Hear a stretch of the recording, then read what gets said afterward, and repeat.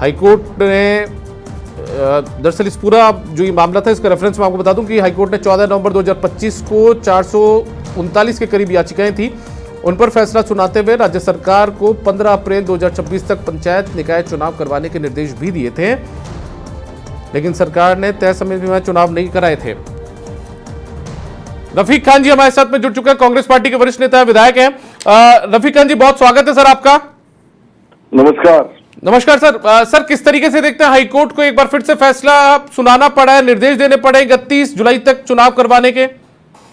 लोकतंत्र की जीत है और सरकार की हार है। ये बीजेपी के लोग चुनाव से बचना चाह रहे हैं, भागना चाह रहे हैं, चुनाव नहीं कराना चाह रहे, डेमोक्रेटिक काम नहीं करना चाहते हैं।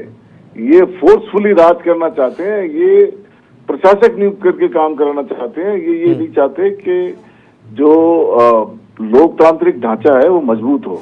कायदे से इनको चुनाव की तैयारी तभी कर लेनी चाहिए थी जब बोर्ड कॉर्पोरेशन का टाइम खत्म हुआ, उसके बाद उसके चुनाव होने चाहिए। क्यों नहीं हो चुनाव? कोर्ट को बार बार इंटरवीन करने की क्यों जरूरत पड़े?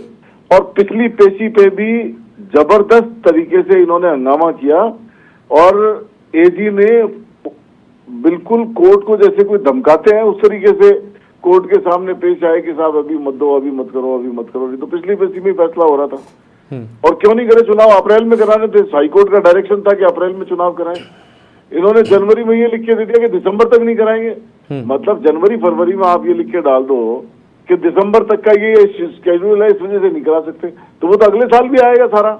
तो इसका मतलब ये है कि बीजेपी की सरकार डेमोक्रेटिक लोकतांत्रिक चुनाव नहीं कराना चाहती।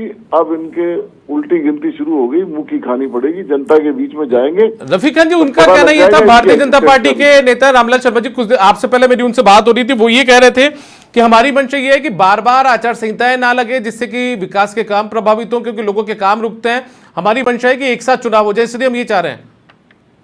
तो एक साथ करा दो भाई, एक साथ करा देते हैं, सारे कराते तो सही, सारी लोकल बॉडी के एक साथ कराए थे, सब ड्यू चल रहे हैं। किसने मना किया इनको? वो कह रहे हैं कुछ निकायों का कुछ जगहों पर जो कार्यकाल है वो सितंबर में भी समाप्त होने जा रहा है, इसलिए इंतजार कर रहे हैं। कौन सा सितंबर में होने जा रहा है? ये तो दिसंबर की बात करेंगे, दिसंबर तक ही नहीं करा सकते। इनके नेताओं की और इनका जो जवाब है हाईकोर्ट के अंदर, दोनों में ही विरोधाभास है। सरकार जवाब क्या दे रही है और इनके नेता क्या बयानबाजी कर रहे हैं। इनको बोलो पहले पढ़ करके बात किया करो, पहले पढ़ा करो कि आप क्या रिप्रेजेंट कर रहे हो कोर्ट के अंदर और यहाँ क्या बयानबाजी कर रहे हो। कोर्ट में तो आप कह रहे हो कि हम दिसंबर तक नहीं करा सकते।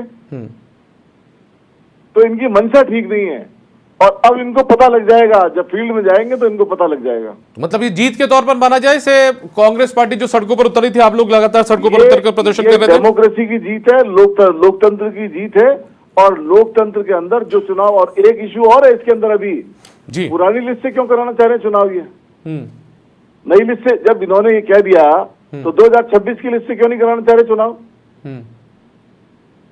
2026 की लिस्ट से कराना चाहिए जी। चलिए ठीक है रफीक खान साहब, 2025 की लिस्ट जिसको ये कह रहे हैं डिफॉल्टर है और इसमें इतने नाम काट दिए, उससे चुनाव कराना चाहते हैं। और जो इन्होंने नई फ्रेश बनाई है जिसको ये कहते हैं कि हमने सही बनाई है, उससे कराना नहीं चाहते। क्या मतलब है? एक बात पे तो रहो, एक स्टैंड पे तो रहो जी। चलिए ठीक है रफीक खान साहब, बहुत शुक्रिया आपका, आप हमारे साथ जुड़े, इस चर्चा में हिस्सा लिया। तो कुल मिलाकर देखिए, रफीक खान हमारे साथ जुड़े थे जो कि कांग्रेस पार्टी के वरिष्ठ नेता हैं, जयपुर से विधायक हैं, और उनका कहना यह था कि कहीं ना कहीं सरकार की मंशा नहीं है।